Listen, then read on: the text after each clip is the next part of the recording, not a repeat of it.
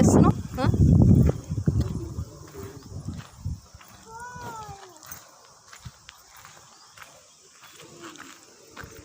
నువ్వు కూసోపో, నేను చేసపో మామయ్య.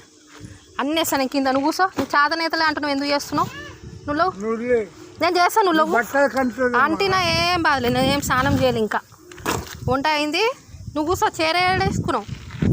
నువ్వు తిట్టకయ్యా, నువ్వు తిట్టకపోతే చాలు. నన్ను బిడ్డ లెక్క చూసుకో, తిట్టకు. నేను అన్నీ చేస్తాను. నువ్వు ఇట్లే కదా వేసేది. పో కూసోపో.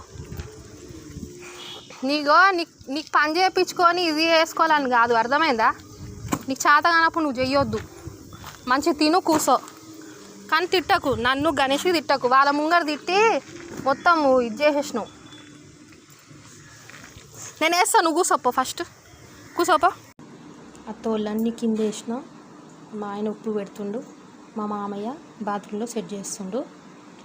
పోయిన ఆదివారం మా మామయ్య హెల్ప్ చేసిండు, అది కూడా కొంచెమే చేసిండు. నేను పంపించేసిన చేతనైతే అంటే పోయి పండుకోపో అంటే పడుకున్నాడు వెళ్ళి. మళ్ళీ ఈరోజు బేస్తవారం May 8, 2025. ఈరోజు మా ఆయన కొన్ని 100 తోలు తెచ్చిండు. ఎప్పుడు రావు, ఎప్పుడో ఒకసారి వస్తాయి ఇట్లా. అది కూడా చిన్న కొడుకు ఇషారా చేసిండు పోకు అని. లోపల చేస్తూనే ఉన్నారు. మా ఆయనతో ముంగట మంచిగా ఉంటారు అట్లా.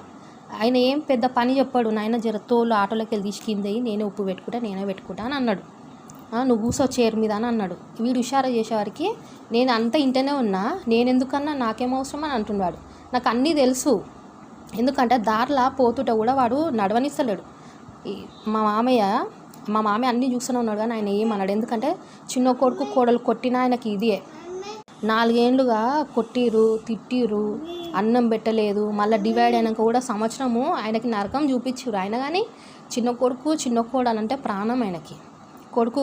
చిన్న కొడుకు గీసే దాటాడు అన్నట్టు. అట్లా వాడు నన్ను తిడుతుండు, గలీజ్ మాటలు తిడుతున్నాడు. గల్లీలో నిలబడుకుంటా.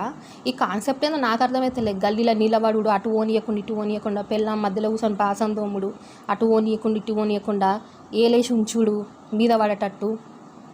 వీడు చూస్తేనేమో దినం తప్పి దినము గల్లీలో నిలబడి షేవింగ్ చేసుకున్నాడు. ఏందో బట్టలు మనిషి పోతుంటేనే కరెక్ట్ పాలపోయే టైంలోనే మధ్యలో దండం మీద బట్టలు వేసుడు, అది పాలల్లో ఏమైనా దుమ్మున వాడాలి అట్లా అన్నట్టు. ఇవన్నీ చేస్తున్నా కానీ ఇటు నడవద్దు, నల్ల ముట్టొద్దు.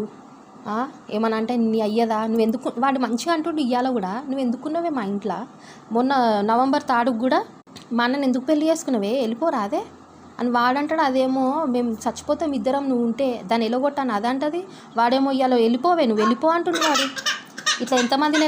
ఇట్లా ఎంతమందిని